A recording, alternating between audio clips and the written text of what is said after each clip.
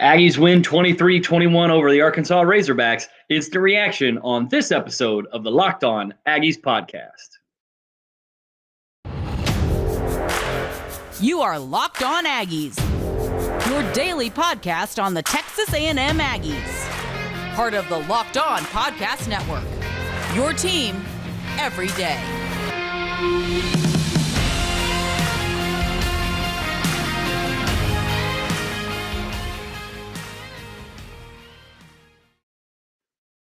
What's up, everybody? Welcome back to the Locked On Aggies podcast, part of the Locked On Podcast Network, your team every day. I am your host, Joey Ikes. Thanks so much for making Locked On Aggies your first listen. What an unbelievable game. The Aggies took on the Arkansas Razorbacks, the 10th ranked in the country Arkansas Razorbacks, on Saturday night at AT&T Stadium in the Southwest Classic. And they came out on top in a wild game, 23-21. The Aggies offense still didn't put together a lot through the air, even against the worst passing defense in the country coming in. Max Johnson only managed to go 11 for 21 for 151 yards and a touchdown. But Devon Achane did Devon Achane things, and he carried the ball 19 times for 159 yards and a touchdown.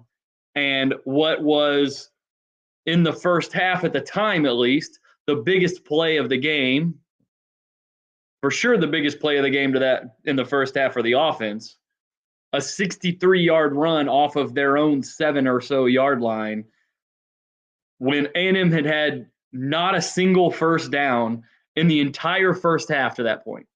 They had 4 3-and-outs in the first quarter, had not gotten a first down did not get a first down in the entire first quarter, and got their first down on a 63-yard run by Devon Achane outside to the left-hand side. It was a great run. He's a fantastic player. He continually does exactly what A&M needs him to do, and that's just make huge play after huge play after huge play. Offense, special teams, catch the ball, run the ball. He does it all, and he does it exactly when A&M needs it. This game was, I keep using the word crazy to describe this game just because of the insanity that took place. There were botched extra point attempts. There were dropped snaps. There was all kinds of stuff. And in the craziest play of the entire game, with Arkansas driving with a chance to go up 21-7 in the mid to late second quarter, KJ Jefferson, the Arkansas quarterback, tries to make a heroic play, tries to dive across the goal line over the top of his offensive line on a designed quarterback run, extends the ball out on a dive from about the 3-yard line, and as he extends the ball out, A&M linebacker Chris Russell reaches up as part of trying to make the tackle and stop him, and he knocks the ball loose. The ball bounces straight to A&M cornerback Tyreek Chappell, who is Johnny on the spot, catches the ball, realizes what's going on, and immediately takes off on the fumble return. One of the Arkansas offensive players, I think it was the tight end or a fullback, ran him down and had him wrapped up for the tackle, and Demani, Richardson, and Tyreek Chappell combined for the Galaxy Brain Play of the Week. We need to get that thing sponsored. As Demani reaches in and Tyreek hands him the ball, and Demani carries it the rest of the way down the left sideline for what turned out to be a 98 or 99-yard fumble return for a touchdown to bring A&M to within 1 point. The craziness didn't stop there, though, as the holder mishandles the snap on the extra point attempt, and A&M goes into fire drill mode on the extra point attempt, trying to convert a 2-point conversion out of a bad play. Unsuccessful. They go into halftime 14-13. A&M comes out and scores 10 points to open the third quarter to take a 23-14 lead. And then Arkansas's offense gets going again. And Arkansas drives down the field, scores another touchdown on another KJ Jefferson run to make it 23-21. A&M can't hold on to the ball and sustain a drive. They stop and try to kick a 50-plus yard field goal, which the kicker misses, giving Arkansas great field position, which they proceed to drive right down the field to attempt their own field goal, which hits the top, not the front, not the side, not the crossbar, the top of the upright of the goalpost, bounces straight up in the air and lands in the end zone. No good. Aggies win 23-21. Just bonkers, nuts game. But the Aggies found a way to come out and win. And I think after 4 weeks, we sort of know what this team is going to be. That this team's not going to be a team that, is super explosive and puts up a ton of points on offense, but they're going to be really stingy on defense. We saw really their first big coverage bust of the entire season tonight as KJ Jefferson hit a 56-yard touchdown pass on a miscommunication in the A&M secondary, which we haven't seen a big play like that hit on A&M all season. But they managed to hit it in the first quarter of this game, and at that point it was pretty deflating. But they buckled down. DJ Durkin put them in the right positions. They started getting some tackles for loss. They started shutting down the running game a little bit, putting some pressure on KJ Jefferson and containing him when he would attempt to scramble. You got to give the linebackers in this game a ton of credit. Edgerrin Cooper, Chris Russell, we already mentioned him with the forced fumble on the run earlier. Both those guys played really well in terms of reacting when KJ Jefferson would attempt to break the pocket and being able to get him contained and make him make throws even when he was on the run. And he made a couple of really great throws when he was on the run. He hit a wide receiver over the middle on one of their fourth quarter drives. That was a big gain on a third down that was really important for them. But this A&M defense played big when they needed to play big, stopping them through the entire second and the entire third quarters. Yes, they allowed the big drive down all the way to the 1 yard line, but they did make the big play. They did force the fumble. And A&M was able to get the win. We're going to talk about the offense a little bit in a minute. But first, I'm going to tell you about our friends at BetOnline. BetOnline is your number one source for football betting information this season. Find all the latest player developments, team matchups, news, podcasts, and in-depth articles and analysis on every game you can find. And as always, BetOnline remains your continued source for all your sport wagering information and live betting and up-to-the-minute scores for every sport out there. The fastest and easiest way to check in on all your favorite games and events, including MLB, MMA, boxing, and golf. Head to BetOnline or use your mobile device to learn more. BetOnline, where the game starts. Offensively, for the Aggies, it was not pretty. The Aggies struggled offensively, really to get anything consistently going, other than Devon Achane, who just continues to prove that he's the best player on this offense and maybe the best player on the team,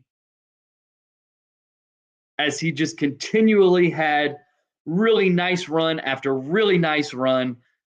Like I mentioned, broke out for a 63-yard run when the offense had nothing going, had a couple of other really big runs, really nice touchdown run. Just some really, really good things from Devon Achane in this game, running the ball. Max Johnson completed 11 of 21 for 151 yards and a touchdown. Nothing gaudy. It was a little more fits and starts, a little less sort of cool, calm, and collected than against Miami last week, but he got the job done. He got some really great help from his receivers at times. Evan Stewart made a great play on the touchdown pass that followed the Devon A-Chain 63-yard run. Evan Stewart makes a nice play coming back to the ball on a 10-yard touchdown pass where Max was pressured right in his face, fades away a little bit, drops the ball over the top. Evan Stewart comes back for it, makes a play for the touchdown. Got some help from his tight end, Donovan Green, on a huge catch in the fourth quarter to keep the ball moving. Ainias Smith converted a 2nd and 30 into a first down on his only catch of the night. It was A&M continues to suffer from self-inflicted wounds on the offensive side of the ball. They'll get to 2nd and 3, and they'll get a false start penalty, and now it's 2nd and 8. Or they'll get a big first down on 3rd down and 3, and then they'll get a holding penalty, and now it's 3rd down and 13. They just haven't been able to put it together offensively in a way that allows them to develop any sort of consistency. When they don't make penalties, they look pretty good on offense. Devon A-Chain's running the ball really well. Max Johnson makes a throw to Yul Keith Brown in the slot on an out route, catches the ball, makes a man miss, gets up the field. Evan Stewart comes across the field, catches the ball in a 2-minute drill, weaves in and out of folks for a while, gets a few more yards. It's clear that there's talent on this A&M offense that exceeds what they're showing from a numbers perspective because they just can't get out of their own way. 3rd down and 2, they line up in a traditional I formation, and they get an illegal shift penalty because as the fullback goes in motion, they've got the backup sort of big running back in there.